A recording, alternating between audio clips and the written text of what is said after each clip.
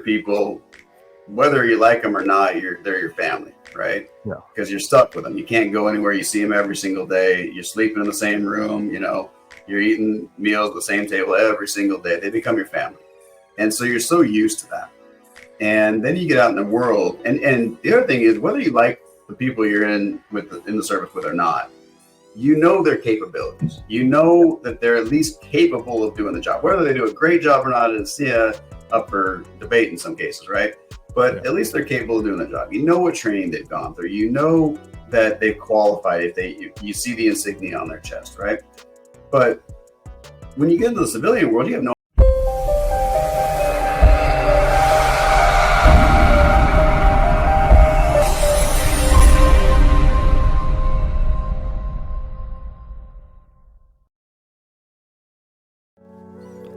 This episode is brought to you by the best AI software online called Goody. That's Goody. Goody will help you create all content for your blogs, websites, newsletters, articles, ads, and even pictures, LinkedIn posts, Twitter, you name it. All you got to do is go to lopezthesane.com/Goody. That's Goody. And the best part about Goody is absolutely free. That's right. It's free for the first 7 days. You can cancel at any time. Goody will help you create all your contents for your blogs and websites online. And it's 100% absolutely free, full access for the first 7 days. All you got to do is go to my website. That's lopezthesane.com/Goody. That's Goody.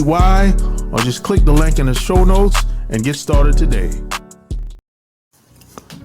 Welcome to another episode of the Online Marketing Secrets Podcast. I'm your host, Lopez. So like and share this episode. So today, I'm going to have a fantastic conversation because today I have another special guest. However, before I get into that, share this episode, and if you have any questions or anybody you would like me to bring on, send me an email at support@kingofcashflowwebsites.com. That's support@kingofcashflowwebsites.com. Send all your questions, any your concerns, anything you want me to help you with online as far as promoting your business, your websites. I can help you with all that. So that's the best way to reach me. Support@kingofcashflowwebsites.com. So with that being said, my special guest today is a very unique individual, I would say. He's a Navy veteran. He's an advisor, a business growth expert, advisor, and management consultant. He's owned, operated, and advised companies in the finance, insurance, investing, real estate, healthcare, FinTech, eCommerce, and he's also a manager of an Angels and Heroes Venture Growth Fund, where he finds opportunities for his investors to make great returns through angel and other private investment opportunities. He's also earned an MBA from the University of Washington, where he mentors young professionals and entrepreneurs how to get started just like he did. My special guest today is Jeff Barnes. Welcome to the show.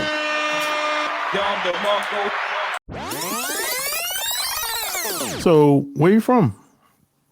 Well, originally I'm from Southern California. Lived in LA for a while, then Colorado, and then joined the Navy and traveled all over. Right now I live outside of Seattle, Washington. Nice.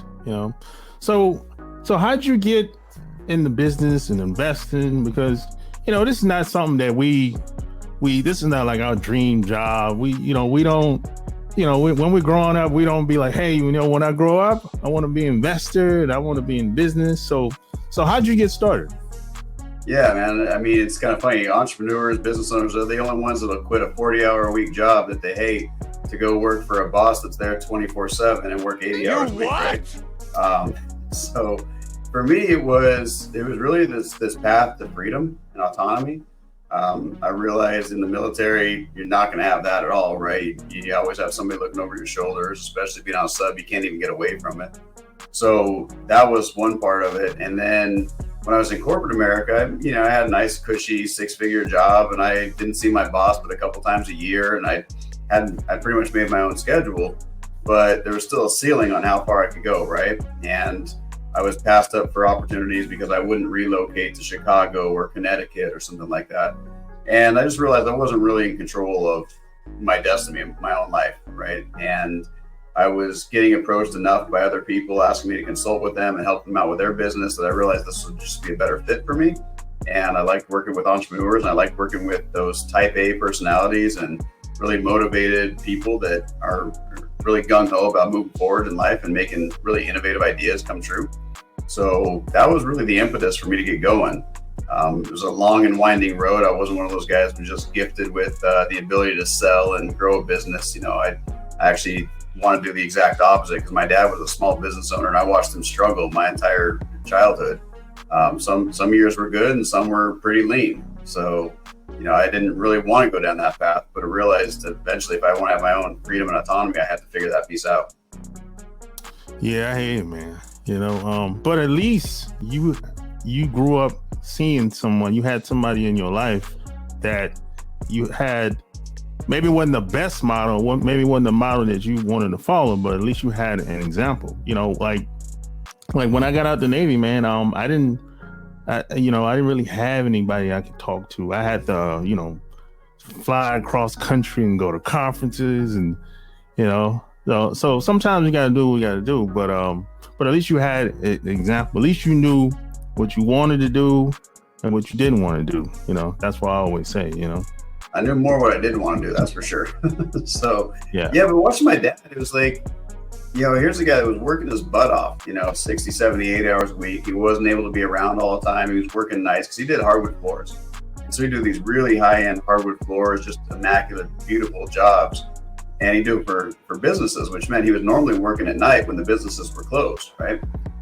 He did a lot of residential too, but as a result, he was, he'd be sleeping during the day and then going to work at night. It was his business. And he never got it to a point where he could scale it up and really sell it or retire from it or anything like that.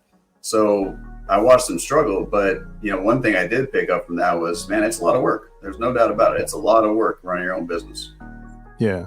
So how'd you get in the startup world? And how did you even know that you could even invest in the startup world? Because how did you even know that? Yeah, no, it was a long journey.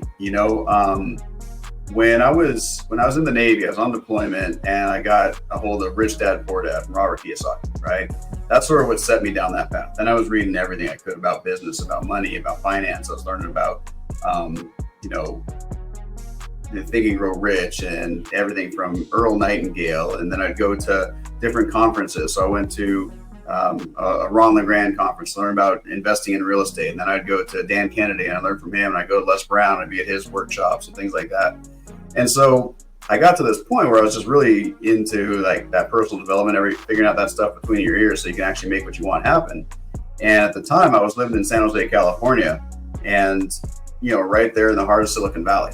Right. So you hear about it, you see about it. And what I knew I wanted to do, I was like, oh man, I really would love to be an entrepreneur and build one of those billion-dollar companies. So wouldn't that be great? And so I started listening to podcasts, and I was listening to folks like Jason Calacanis, and he'd start talking about investing in startups. And I started learning about that. And then I got my MBA up here in Washington. And all along the way, it was kind of like, it was right there, just right around the corner, just out of reach. And it wasn't until I met my first business partner while I was getting my MBA that we started talking about raising money for a real estate project. And I'd considered raising money before, but I never really figured it out. And that's when I wrote my first book about self-directed investing, because we wanted to show people how they could invest in things like real estate, but also private equity using their retirement plans. And so I did a lot of research and I got really versed in that. And that's sort of when the idea struck me about investing in startups and things like that. Of course, I'd heard about it, but I didn't think of myself as being that kind of person. But what I realized was if I can get good at raising capital and pitching ideas and things like that and giving presentations, then I could do that for practically anyone, including myself, and start raising the money, right? So that's how that happened. How I ended up taking over Angel Investor Network, kind of another story, but I was working in corporate America and I was an entrepreneur, right? I was very much focused on innovation and growth, but I still worked within a company. And so I became one of those people just like the squeaky wheel, right? I would never shut up about how we could constantly fix things and make them better. And so eventually the company, for better or worse, they said, all right, guy, you know what's going on. I want you to put your money where your mouth is, and you're going to go run this division and start taking over our technology and working on these innovation projects. And that's what I ended up doing. But when you're doing that, big companies are great at operating. They're not good at innovating. And startups are great at innovating. They're not great at operating. So then I became that guy in the middle that understood the business and the startup and the finance world to kind of put them all together. And I would go out there and find these really smart tech entrepreneurs and startups, and we would then build a use case, an MVP, and a proof of concept around them. And then we would either invest and acquire or partner with them to help them scale and help our company grow as well. So that's kind of how that trail wound around and eventually got into the world of startup and raising capital. Oh man, that's pretty cool. So how'd you have the confidence? Because, just like you said, you had the cushy job position and you could have easily just stayed there and not do your own thing. But how'd you have the confidence to say that, you know what, man, I can do this, man. I have all the skills, that I got the connections, the opportunities there, so I'm going to take it. How'd you have the confidence to even make that move? Well, I didn't at first, right? I mean, I absolutely didn't.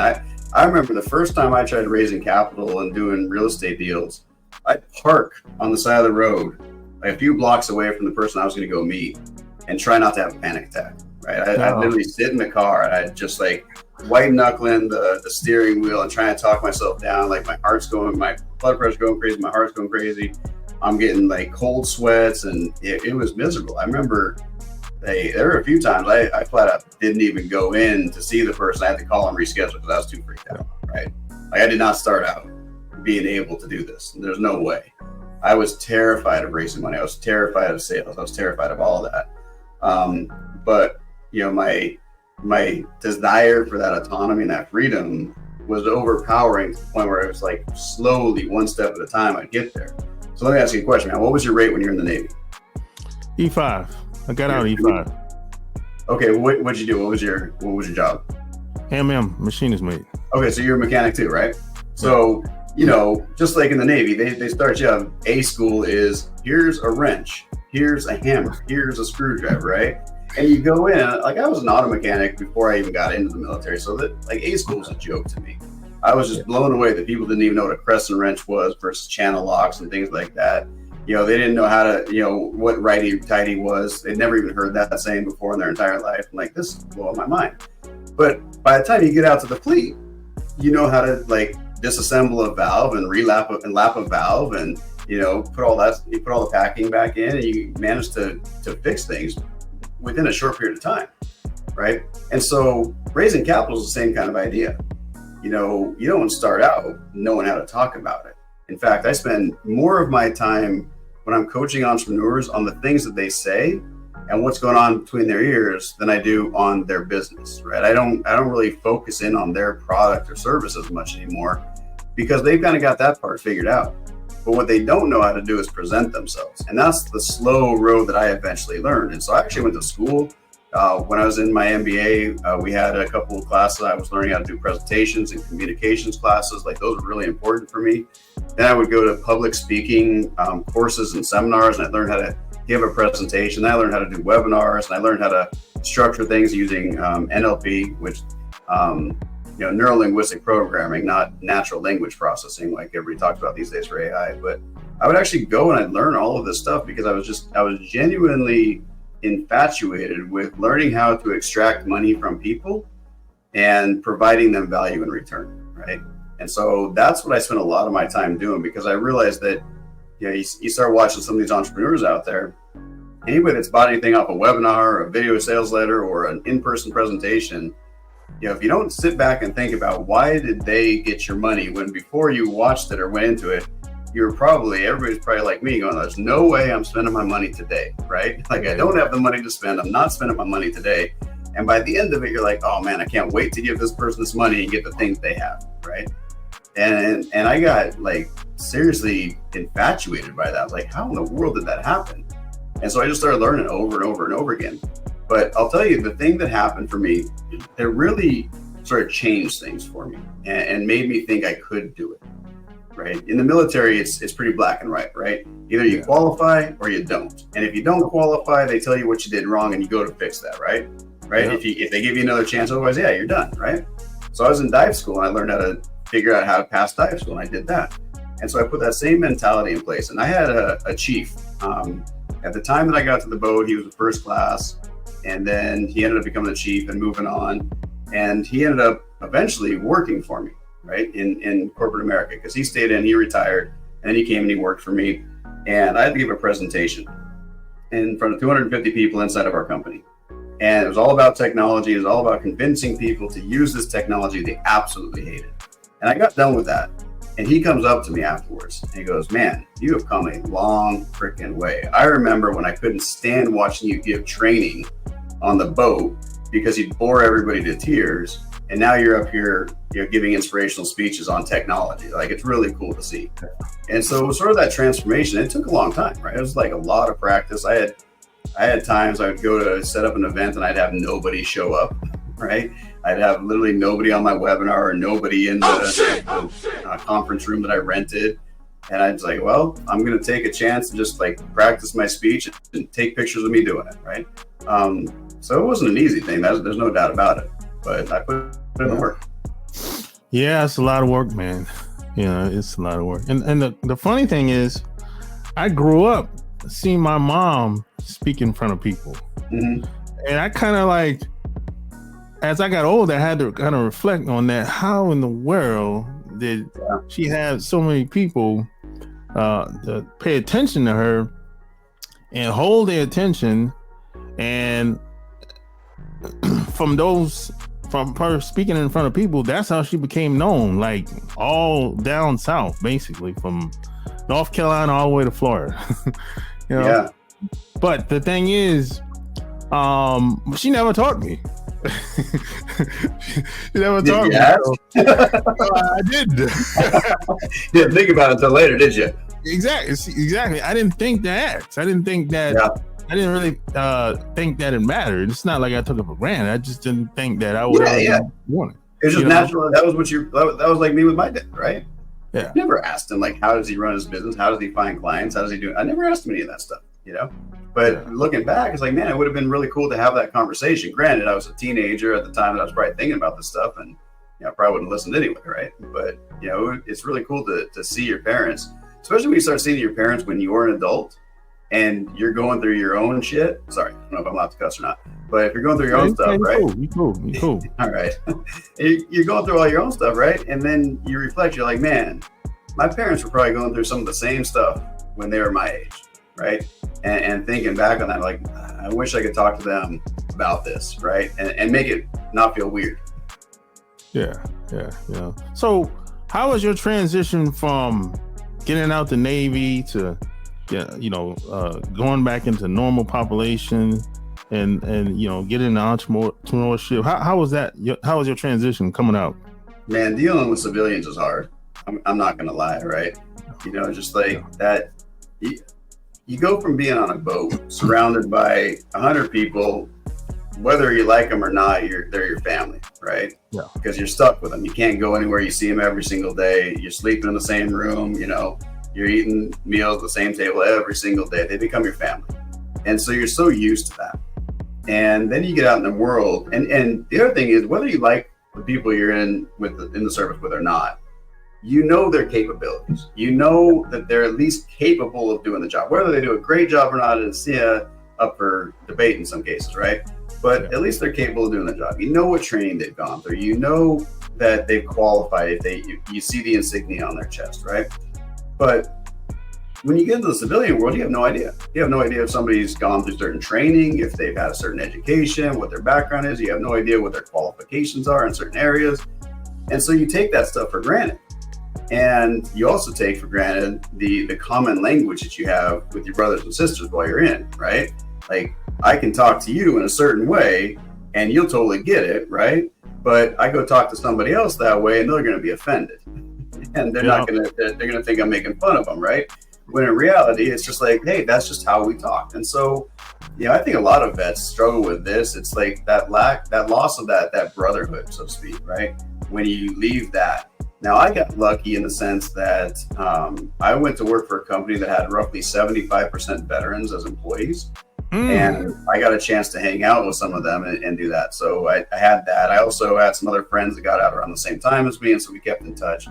But it's never the same, right? You probably still have friends from when you were in, and you're probably still close with them, but you haven't been able to rebuild that bond with somebody else, right? So that transition in and of itself is really hard. And I would say the saving grace for me was that I got a job at a company that did value veterans. Didn't just say it, but they actually did. They actually valued them. They'd hire them. They'd make that like generally their first choice in hiring was a veteran. But secondly, I had a job that gave me some freedom and autonomy to really figure out who I was, right? You go from when you're in the military, you're being told what to do, how to do it, where to do it, when to do it, when you're allowed to go to the bathroom, when you have to shower, when to eat, everything. And for a lot of people, that transition away from that is really challenging. For me, I embraced that. I was like, thank God, I'm finally done with that. I can actually do things on my terms, my way. But there was, the pendulum swung a little bit too far, right? I actually got in trouble for being too lazy because I was like, well, this is an easy job, no big deal. I can get the job done in half the time. People didn't like that too much. But I was able to then really focus in on my studies, right? Personal development, like the stuff I was telling you about earlier, really learning the things I wanted to learn. And so that started taking up a lot of my time and attention and allowed me to slowly ease, I guess, into the civilian world. But I also didn't have to go into an office, which is like, that was huge. Anybody that has to go from being in the military and dealing with that to going into a regular office surrounded by civilians all day long. Oh man, I don't know how you handle that one. That one's a hard one. I was lucky. I worked It was tough, man. I did 8 years at Bank of America. It was tough, man. Oh man, yeah. I got to a point where I was like, I just can't do this no more. Yeah. I feel like you're walking on eggshells all the time, right? Because you can talk shit to somebody in the service. I mean, I was on subs, so I even talk shit to officers, right? And at the end of the day, it's like, all right, we're still in this together. Yeah, you're my superior, and I respect you for that in a certain way, but still, you're kind of a shitbag sometimes. So, but you have this like common way of dealing with that stuff. Yeah. If I said any of that stuff to anybody in the civilian world, oh man, like forget about it. You're getting written up and you're getting fired and you're getting red card or whatever, right? It's like, oh, geez. And I couldn't handle that. Like I can't handle with people's feelings. I'll give you a funny story about this. So I became a manager in corporate America. At the time, the company was doing about $100 million in net profit, right? To give you a size of the company. And we were the owner of our company. We were a subsidiary. Our parent company was the 100th largest company in the world, all right? And so we had 50-something thousand employees, and we did these leadership things. They called it FUEL, Future Leaders of America, or Future Executive Leadership, something like that, to show how much I paid attention. And so I got through this whole program, and I'm going through, and they're doing this coaching and training with you and helping you become a better manager, leader. And at the end of it, they're like, yeah, Jeff, you did amazing on almost everything. Like, you seriously off the charts everywhere except for this one area where you like didn't even register, and you need to work on this a lot. And they're like, you got to work on your personal sensitivity and your interpersonal connectedness. I was like, why? They're like, well, because good leaders have these traits and abilities. I was like, yeah, I don't know about that. So, my interpersonal sensitivity, I think that's what they called it, was so low that they're like, yeah, we don't know if he can actually be empathetic with his employees, right? And so that speech I was telling you about, where I was giving a presentation in front of 250 people, and mind you, like 70% of the room at this time is vets.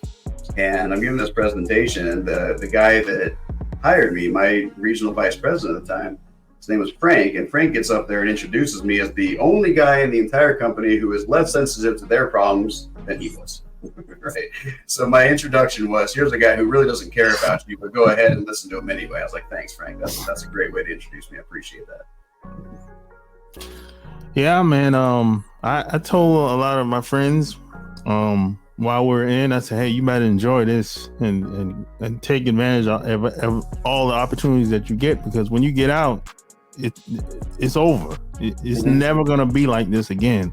And today, and actually 2 months ago, one of my friends, he remembered what I said 20 years ago. He said, you were right. When I got out, it hasn't been the same. I said, I told you it wasn't going to be the same once you got out. That camaraderie that we have, it's over, bro. You're not going to find that. Now, this might be times where you might meet one of your old buddies and you might kind of go back in time. You're like, hey, you remember how it was? Y'all might have a little bond or whatever, but as a collective, that's over. Yeah, no, you can tell these stories all day long, right, with your buddies. But and the funny thing is, like, I go and I hang out with my friends about once a year, and again, I've been out 17 years now. I still haven't made friends like I did back in the day. And so we'll go out and we'll tell these stories, and we recycle the same story. It gets a little bit older. So now we just have to go be ridiculous and go like get drunk and hang out together and make news stories from time to time. Otherwise, we're just telling the same stories over and over again, right? But yeah, it's hard to make those kind of bonds if you're not in a situation like you were when you're in the military. Yeah, and I feel like you might disagree with this. You might agree with it, but I feel like us being veterans, we have an advantage when it comes to entrepreneurship. Because most of us, we'll figure it out. We won't give up. Because when I first, the reason why I said that, because when I first got out, I got into direct sales. And I realized that, I built I probably recruited like a couple hundred people. And I realized that most of the people that I recruited, and even from the people that they brought in, one of the biggest problem was people never really got started. They never really tried. It's not like they started and tripped up and had some roadblocks. Most people just didn't do anything, for whatever reason, and I realized that the problem sometimes ain't really the problem. The problem is the people. Yeah. No, 100%, man. Perseverance is like, I would say, the number one trait characteristic you pick up in the military. Like, everyone wants to talk about military discipline. And yeah, okay, we're disciplined, but what's the point of discipline, right? What's the reason you got discipline? So you get the job done, right? Yeah. And guess what? That discipline helps you get the job done. That discipline helps you stay the course, even in the face of adversity, even when there's an emergency happening. And so here's an example. You were asking, how did I get to being able to do these things and have the confidence to do it? When I was in, I wanted to be a SEAL. That's what I wanted to do. I wanted to be a Navy SEAL. I ruined my arm before I got in. I couldn't do the push-ups. I couldn't pass the PT when I was younger. But I still wanted to be a diver.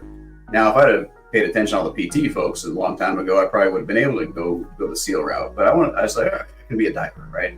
Their physical training requirements aren't nearly as hard. So I was able to do that. And then I eventually got the chance. After I'd been passed over 4 times and 4 other guys failed out, they're like, all right, Barnes, you go do it. So I was like, cool. I went over to Hawaii 5 weeks, and you get to a point where you're doing pool week, right? And so pool week is like week 3, and they put you in the pool, and you go down the bottom of the pool, and you're facing the bottom, and day 1, they just rip off your mask and your fins. All right, cool. So you got to get your mask and your fins back on. By the last day of the week, they're ripping your tanks off, they're turning off your air, they're tying your regulator in a knot, they're ripping all your gear off, so literally at the bottom of the pool with nothing and you can't breathe. And the only rule is do not shoot to the surface. That's the only rule. If you shoot to the surface, you automatically disqualify because you could potentially die. Everything else is, hey, we'll talk you about this. And if you fail enough, okay, you're going to get kicked out. But otherwise, you just got to get all your gear back on everything. And so, you get to this point where you realize I can do this. But if they put me on day one into the pool and ripped all my gear off, I would have freaked out. I wouldn't have been able to pass, right? And so they build this confidence in you over time. And what you realize is that I wanted to be a diver so bad that any fear that I had while I was in, any emergency that we had, any situation that they put me in, I was going to overcome it, right? And they taught me the discipline along the way to not be afraid of these things. So it wasn't like, hey, good luck, go get in the pool, and hopefully when a shark attack comes or shark hit comes, you're going to be all right. No, it was like, learn. And that learning and then that training and that reinforcement gives you the confidence to persevere in the face of adversity. And I feel like that is the thing that a lot of civilians are missing, right? Civilians don't, when you're going to college or even if you just get a job and you don't go through that, there's always an easy out. There's always an easy out. Oh, yeah. You're like, I'm just going to quit, or I'll go back and live with my parents, or I'll go get another job. Like, I'm sorry, man. If you're on the boat and your crewmates are waiting on you to get shit done, like, there's no way you're getting out of that. Like, they'll remind you, sometimes violently, if you don't do your job, right? And if you want to get that rank or you want to get that qualification, you're going to put in the hours. And if you don't, they're just going to make your life living hell, right? So, there's the discipline to get it done. And then there's the perseverance that you pick up because you realize, I was able to accomplish this thing. That's what I was going with this. I was able to accomplish this thing in my life because I stuck to it and I figured it out. So yeah, entrepreneurship is damn hard, right? Anyone who tells you it's not, or if you see any of those success stories and it seems like an overnight success, never was, right? But you persevere because you have that discipline and that confidence instilled in you by overcoming other things in your life, maybe completely not related or unrelated to entrepreneurship or business, but because you've overcome that, now that mentality carries over into building a business.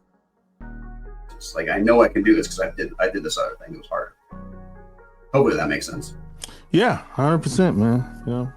So how do you decide which company to invest in? What are your qualifications, or do you have maybe a checklist or guidelines? How do you decide which company to put money in and invest in and put time in and all that good stuff?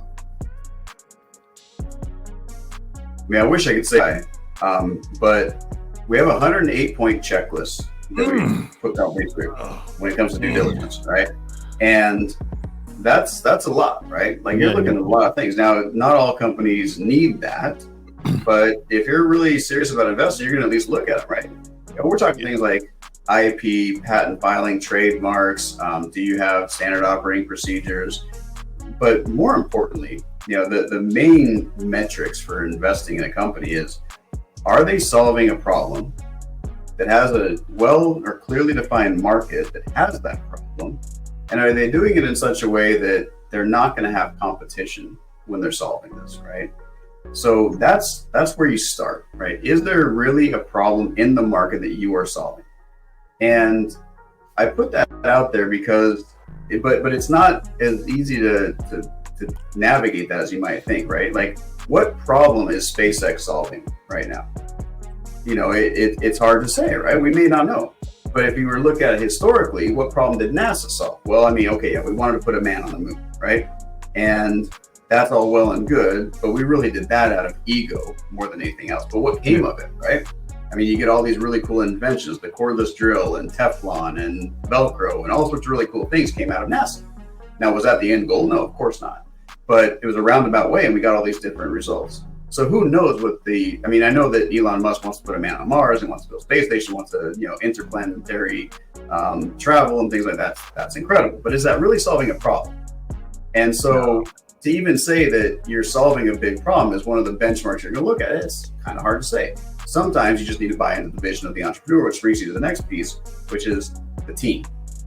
you know, if you believe that what they're saying they can do is value, right? If you believe that there is value in the problem they're solving or the vision that they have, then the next thing you have to do is validate the team. Is the team capable of making this happen? And when I say the team, it obviously starts with the founder, the CEO, whoever that visionary person is, because they're going to be the glue, right? They're the person that holds it all together. And we can see time and time again. I mean, just recently, Sam Altman over there at OpenAI, they ousted and brought back in, which is like, it was such an upheaval, because he was the guy that got this whole thing going. He was the guy that people invested in, that people wanted.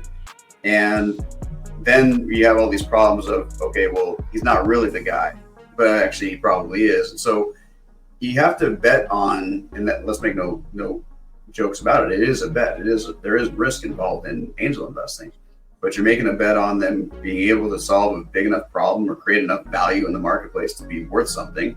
And you're betting on the people to make that happen. So those are the two big picture areas you look at. But when it comes down to actually writing the check, there's so many other pieces you look at just to make sure, like, is this, I've been swindled in the past. I've invested in businesses that didn't even exist, but they did such a good job of making it seem like it, to the point of setting up offices and having products on display and having testimonials and websites and everything like that. And all of a sudden finding out, oh, by the way, this person is being investigated by the FBI, and you find that out after you've lost your money. Right? It's like, that's not very much fun. So, you do your best, but even at the end of the day, there's no crystal ball. Yeah, I hear you, man. I met this guy, this is like over 10 years ago, and he told me he invested in startups, and at the time I didn't really know what that meant. And he was like, hey, he said, you ever seen the show on TV, like Shark Tank? And I didn't even know what Shark Tank was at the time. Yeah. And I was like, hey, just go look at that show. That's very similar to what I did. That's how I started looking. That's why I started looking at Shark Tank. Mm-hmm. Yep. Yeah, that's a lot of what I do too. We're actually putting on an event next week at the time of this recording, down in Austin, Texas, and we're going to be doing that same thing. We call it Sharks and Angels. But yeah, the idea is, what's that about? So years ago, our company decided to kind of take Shark Tank, like that idea of Shark Tank, and one of our partners was Kevin Harrington from Shark Tank. And so we said, let's take this and put it on the road. Let's go make it available to everybody. And that's what we started doing. So ever since 2016, we've been doing that. And we put these events together every single year. We've done upwards of 5 or 6 events a year, except during COVID, of course. And the idea is we bring investors and business owners in the room, and then we let entrepreneurs and people raising capital pitch their idea and attempt to raise money. So that's sort of what we do with our Sharks and Angels Live.